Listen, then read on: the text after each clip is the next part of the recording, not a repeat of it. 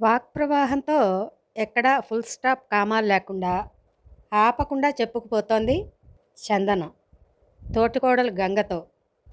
మధ్య మధ్యలో ఎఫెక్టివ్గా ఉండడానికి మెటికలు విరుస్తూ మరీను అత్తగార్ల మీద, ఆడబడుచుల మీద, బావగార్ల మీద ఎవరినీ వదిలిపెట్టటల్లా నేరాలు చెప్పడంలో. మౌనంగా వింటోంది గంగ. చందన కాపురానికొచ్చి 6 నెలలైంది. చందన భర్త ఒక 2 గంటల ప్రయాణంలో ఉన్న ఊళ్ళో ఉద్యోగం అవుతుంది. త్వరలో తనకి పర్మనెంట్ అయ్యాక ఇల్లు చూసుకుని మకాం పెట్టమని అత్తగారులు ఆదేశిస్తే దానికి తల ఊపాడు చందన భర్త. దాంతో చందనకి చిర్రెత్తుకొస్తూ ఉంటుంది. కాపురానికి వస్తూనే భర్తతో హాయిగా ఆ ఉద్యోగపు ఊళ్ళో ఉండకుండా ఇక్కడ పడేసి పెట్టారు.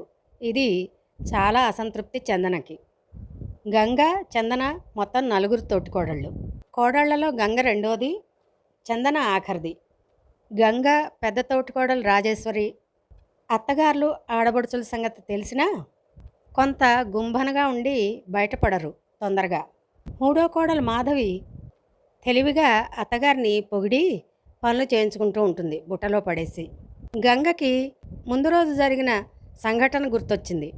అత్తగారులిద్దరూ వాళ్ళకు కొంత దూరంలో వరండాలో కూర్చుని ఉండగానే హాల్లో వాళ్ళకేసి చేతులు చూపిస్తూ వాళ్ళ మీద నేరాలు చెప్తూ తిట్టిపోయడం మొదలుపెట్టింది అసంతృప్తితో వేగిపోతున్న చందన.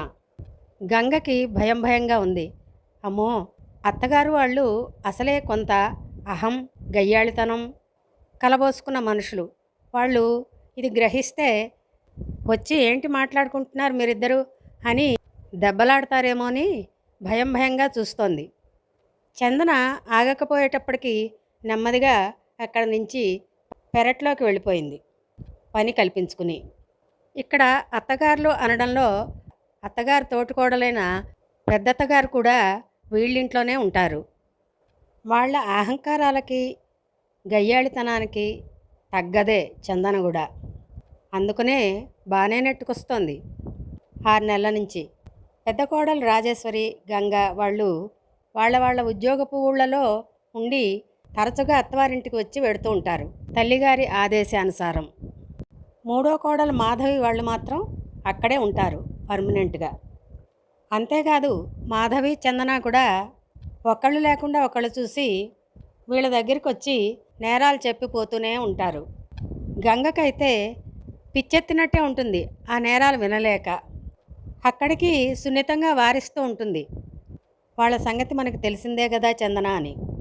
అప్పుడు చందన చూసే చూపులో నీకేం, స్వతంత్ర కాపురంతో వేరే ఊళ్ళో ఉన్నావు, నేను కదా ఇక్కడ పడేది వీళ్లతో అన్న అర్థం గోచరిస్తూ ఉంటుంది గంగకి. కానీ ఏం చేయగలదు గంగ మాత్రం. కొన్నాళ్లకి చందన భర్తకి అతని ఉద్యోగం పర్మనెంట్ అవ్వడం, ఇల్లు చూసుకుని మకాం పెట్టడం అన్నీ చకచకా జరిగిపోయాయి. మామూలుగా కొడుకులు కోడళ్ళు వచ్చి తల్లిగారింట్లో శనాదివారాలు వచ్చి గడపడం, పండగలప్పుడు వచ్చి గడపడం అది జరుగుతూనే ఉంది. ఇలాగే ఒకసారి అందరూ వచ్చి కలిసినప్పుడు ఇక్కడున్నప్పుడు అత్తగారి మీద చిటపట్లాడిపోతూ మొహం మార్చుకుని వాళ్ళ ముందరే నేరాలు చెప్పడానికి కూడా వెనుదీయని చందన చాలా గౌరవంగా, ప్రేమగా అత్తగారులతో మసలడం, మాట్లాడడం గమనించింది గంగ.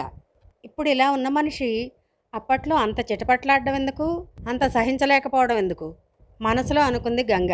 అంతేకాదు ఆ మర్నాడు గంగ ఇంకా విస్తుపోయే సంఘటన జరిగింది. మర్నాడు మధ్యాహ్నం నిద్రపోతున్న గంగ మెలకు వచ్చి దాహం వేసి వంటింట్లోకి నడిచింది.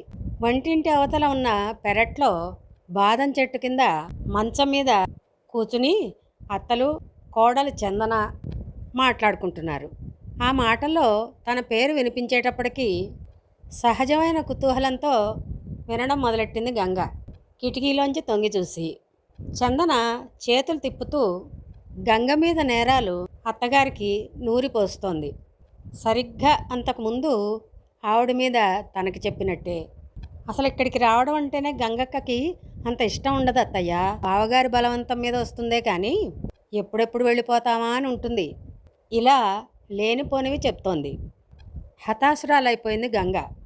అంతకుముందు అత్తగారులు కోడలు హోరాహోరీగా దెబ్బలాడుకున్నా చందన దూకుడు తత్వం తెలిసినా అత్తగారు చెవులొగ్గి మరీ వింటున్నారు నేరాలని. ఇది వింటూ చూస్తూ గట్టిగా అనుకుంది గంగ మనసులో. మెతగ్గా ఉంటే లాభం లేదు, ఎవరిని ఎక్కడ ఉంచాలో అక్కడే ఉంచాలి. గట్టిగా నిశ్చయించుకుని హాల్లోకి వెళ్ళిపోయింది గంగ. హాల్లోకి వచ్చాక రాజేశ్వరి అక్కడ కూర్చునుంది. విన్నావా గంగా అంది. అవునక్క, ఇప్పుడే విన్నాను వాళ్ళ నేరాలు చెప్పింది. ఇది నీకు కొత్త కావచ్చమ్మా, నాకైతే కొత్త కాదు. నా మీద కూడా అలాగే చెప్తూ ఉంటుంది ఆ చందన. గోడు వెళ్ళబోసుకుంది రాజేశ్వరి. ఏం చేస్తాం మరి, ఉమ్మడి సంసారాల్లో రకరకాల మనస్తత్వాలు. వడ్లతో తట్టిండాల్సిందేగా మరి.